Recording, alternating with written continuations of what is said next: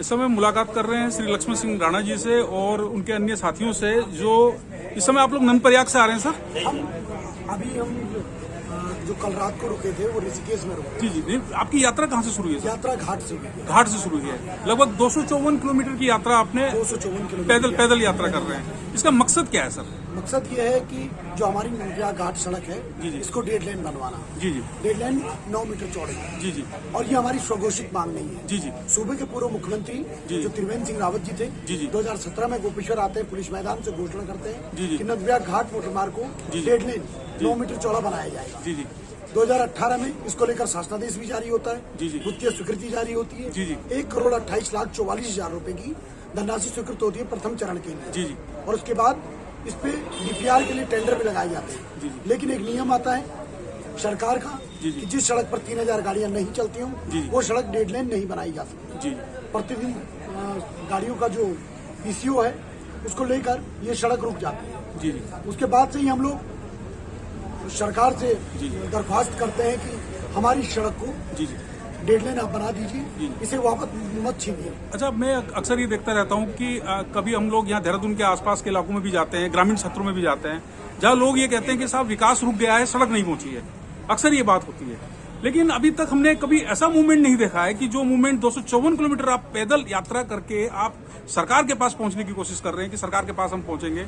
तो इसके पीछे मतलब प्रेरणा कहाँ से? ये प्रेरणा क्या है और इस निर्णय का के बारे में आपको? लगातार हमारे क्षेत्र की अपेक्षा हुई है। विकास नगर घाट हमारा एक विकास खंड ब्लॉक मुख्यालय है और करीब 70 से अधिक गाँवों को इस सड़क का फायदा मिलेगा। ब्लॉक मुख्यालय को जोड़ने वाली सड़क है और करीब 70,000 लोग इस सड़क से लाभान्वित होंगे।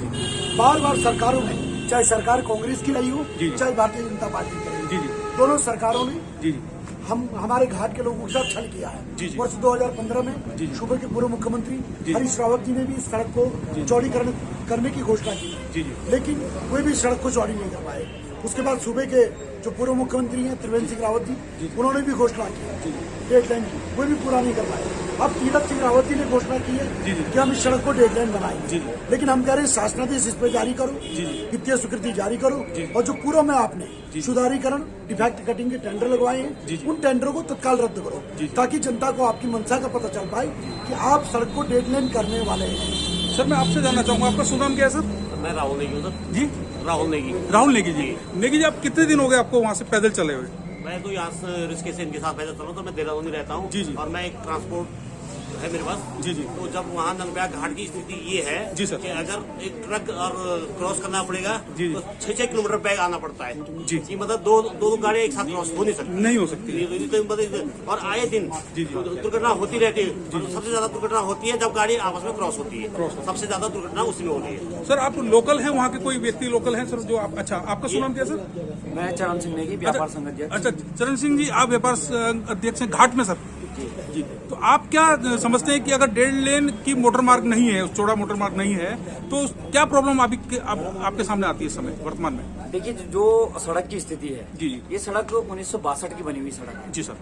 और तब से लेके जी अब तक इसमें जो काम हुआ है जी जी, केवल मात्र इसकी चौड़ाई 6 मीटर है। जी जी, जैसे राहुल जी ने बताया अभी कि जो गाड़ियों का पास करना होता है तो उसमें दुर्घटनाएं बहुत ज्यादा होती है। जी जी, ये बिल्कुल बात सही है। जी जी, और इसकी जो स्थिति है जी, जो 1962 में इसकी चौड़ाई 6 मीटर थी वही आज भी है। जी जी, इसमें जो डामर है 385 है। जी जी, हम लोगों की जो डिमांड है जी जी, और ये डिमांड हम अपनी मर्जी से नहीं कर रहे। जी जी, 2017 में माननीय जो सूबे के मुख्यमंत्री श्री त्रिवेंद्र सिंह रावत जी जी, उनके द्वारा घोषणा की गई कि इस सड़क को 1.5 लाइन यानी 9 मीटर चौड़ाई तक इसको बनाया जाएगा। लेकिन 4 साल बीतने के बाद भी जब इस सड़क पर सरकार के द्वारा कोई काम नहीं किया गया जी जी, तो मजबूरन होकर हमें आंदोलन करना पड़ा। अच्छा, अभी आपके आंदोलन में और क्या क्या आप कह रहे हैं कि अभी अनशन भी चल रहा है, उसके बारे में थोड़ा सा? देखिए, जो हमारा आंदोलन है ये 5 दिसंबर से शुरू हुआ है। जी सर। 5 दिसंबर से जब क्षेत्र की जनता और वहाँ पे जितने भी राजनीतिक दल, सामाजिक संगठन और क्षेत्र के जनप्रतिनिधि हैं जी जी, सब लोगों ने मिलकर इस आंदोलन को चलाने की बात की। लेकिन इस आंदोलन में कहीं ना कहीं ये था कि कहीं ना कहीं राजनीति का आपसी जो मनमुटाव है उसकी वजह से कहीं ये आंदोलन टूट ना जाए। जी जी, तो हम लोगों ने डिसाइड किया उसमें कि गैर राजनीतिक संगठन, इसमें टैक्सी और व्यापार, जी जी इनके द्वारा आंदोलन को शुरुआती दौर में चलाया गया। जी जी धीरे धीरे जैसे जैसे जनता जुड़ती गई, जी जी तो ये आंदोलन जो एक सड़क की डिमांड के लिए था वो जन आंदोलन बन जन आंदोलन, गया। और 10 जनवरी को जी जी क्षेत्र की जनता ने जिस सड़क के लिए हम आज आंदोलनरत है, जी, जी। उस सड़क पर जी जी 19 किलोमीटर की मानव श्रृंखला बनाई। जी, जी। और जहाँ तक मुझे जानकारी है, शायद ही उत्तराखंड के इतिहास में ऐसी कोई मानव श्रृंखला बनी हो।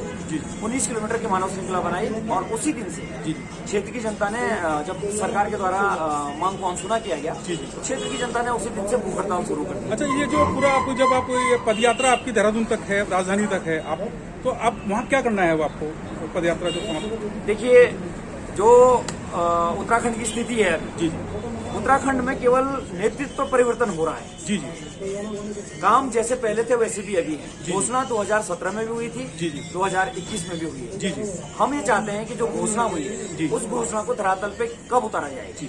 तो क्या, आखिर क्या घोषणा पे घोषणा होती रहेगी? दूसरी बात, जी जी सरकार के द्वारा जी, जी। आनंद फानंद में इस पे टेंडरिंग करे गए, जी, जी। लेकिन टेंडर में स्पष्ट नहीं बताया गया कि आप सड़क को सुधारीकरण, चौड़ीकरण का नाम दे रहे हैं, जी, जी। लेकिन कितना आप इसको चौड़ा कर रहे हैं? तो और जो चौड़ा करने की आप बात कर रहे हैं, हमारी डिमांड 9 मीटर की है। जी, जी। सुधारीकरण, चौड़ीकरण की आप 5-5 किलोमीटर के शासनादेश जारी करके आनंद फानंद में टेंडर भी करवा देते हैं। जी, जी। दूसरी तरफ आप इसको डेडलाइन बनाने की दिशा में काम करते हैं। जी, जी। अगर आपको इसको डेडलाइन बनाना ही है, तो ये बेफिजूल की खर्ची क्यों? अच्छा, देहरादून जाकर अब आपका क्या, इसके बाद आपका क्या वो रहेगा, आपका अगला कदम क्या होगा? सबसे पहले तो हम ये चाहेंगे कि जो टेंडरिंग इसमें हुई है, ये टेंडरिंग रद्द हो और डेडलाइन की दिशा में इस पे काम हो। देहरादून कहाँ तक पहुंचेंगे सर आप? मुख्यमंत्री माननीय मुख्यमंत्री जी से हमारी हम तो यही चाहेंगे कि माननीय मुख्यमंत्री से 5 मिनट का समय हमें दीजिए और हमारी जो डिमांड है उसको समझिए। और जो अधिकारी हैं, जो पहाड़ विरोधी अधिकारी हैं, इसलिए कहूंगा मैं पहाड़ विरोधी अधिकारी, क्योंकि पहले भी हम माननीय मुख्यमंत्री जी से मिले, लेकिन मुख्यमंत्री जी ने स्पष्ट तौर पर ये कहा था कि आर के सुधांशु जी ये कह रहे हैं कि ये सड़क मानकों में फिट नहीं आती। मानकों की जो बात है, तो इसमें जब घोषणा सीएम साहब ने की थी, उस टाइम पे 2017 में और 2018 दिसंबर में एक मानक लेके आते हैं कि जिन सड़कों पे 3000 वाहन नहीं चलते हैं, उन वाहनों को डेडलाइन नहीं बनाया जा सकता है। तो पहाड़ की ऐसी कौन सी सड़क है जिसपे प्रतिदिन 3000 गाड़ियां चलती है? ये पहाड़ विरोधी कानून है, इसे सरकार को वापस लेना चाहिए और जनहित को देखते हुए जल्द से जल्द नंदप्रयाग घाट मोटर मार्ग को डेडलाइन की दिशा में काम करना चाहिए। सर, मैं आपसे जानना चाहूंगा कि आप यात्रा में शुरुआत के दिन से हैं सर, या अभी रास्ते में कहीं आप? नहीं, मैं तो यहाँ पे उत्तराखंड क्रांति दल का एक सदस्य हूँ। जी जी यहाँ पे ये जो इनकी जो पैदल यात्रा और इनकी जो मांगे हैं, इनको मैं पूरा समर्थन देता हूँ। जी, जी। और उत्तराखंड क्रांति दल का हर एक व्यक्ति जी इनकी जो जायज मांग है, कुछ जायज मांग के साथ हमेशा खड़ा है और हमेशा खड़ा रहेगा। जी इनके जो सहयोग है, इनके जो कदम है, जी। आज जो मुख्यमंत्री आवास में 16 तारीख को पहुंचेंगे, वो कदम पूरे उत्तराखंड की आवाज है। जी और अगर उसको अनसुना किया गया जी तो उनको चैन से नहीं रहने देगी उत्तराखंड क्रांति दल, ये हमारा वादा है। अच्छा, हमारे साथ मोहित उनियाल भी हैं, कांग्रेस के आप एक लीडर हैं। मोहित जी, ये पूरा आंदोलन जो मुझे अभी तक लग रहा है, ये क्योंकि इसमें राजनीतिक दल का होना, जुड़ा होना जनता के साथ, ये पूरा जन आंदोलन ही है। राजनीतिक दलों की भूमिका भी इस आंदोलन में है। तो मैं आपसे जानकारी चाहूंगा कि इसमें अगला कदम क्या हो सकता है?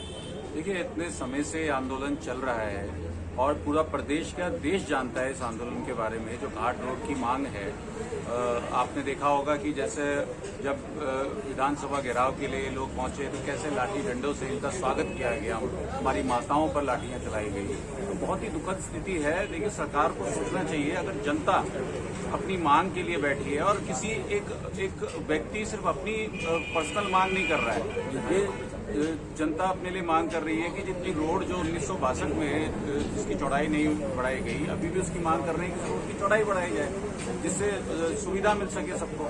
तो आज ये लोग चलकर इतने किलोमीटर, 354 किलोमीटर चलकर यहाँ पहुंचे हैं और कल सबकी मांग है कि माननीय मुख्यमंत्री जी इनको समय दें और उनकी बात रखें। तो हमारा संगठन हमेशा से साथ रहा है। हमारे संगठन के सीनियर लीडर्स भी वहाँ घाट में जहाँ आंदोलन चल रहा था वहाँ भी पहुंचे थे और अब भी हम इनके साथ हैं। और मेरा ये मानना है कि सरकार कोई भी हो, अगर सरकार जनता की नहीं सुनेगी तो फिर सरकार को भी अपने पद पर रहने का और मंत्रियों को या मुख्यमंत्री को भी अपने पद पर रहने का अधिकार नहीं है। अभी हम मुलाकात कर रहे थे श्री लक्ष्मण सिंह नेगी जी से, और घाट से जो लोग यहाँ पर पदयात्रा करते हुए देहरादून राजधानी की ओर बढ़ रहे हैं आगे, उन लोगों से वो बात कर रहे थे। और उन लोगों का कहना है कि साहब हमारी जो सड़क है उसकी चौड़ीकरण की मांग कर रहे हैं और लंबे समय से ये आंदोलन चल रहा है। जबकि पूर्व में सरकार भी इसको जो है इस पर सहमति दर्ज करा चुकी है, इस पर शासनादेश हो चुका है, लेकिन इसके बाद भी इस सड़क का चौड़ीकरण नहीं किया जा रहा है। तो इन सभी मुद्दों के साथ, इन सभी बातों के साथ अब हम आपसे विदा लेंगे। धन्यवाद। Thank you sir.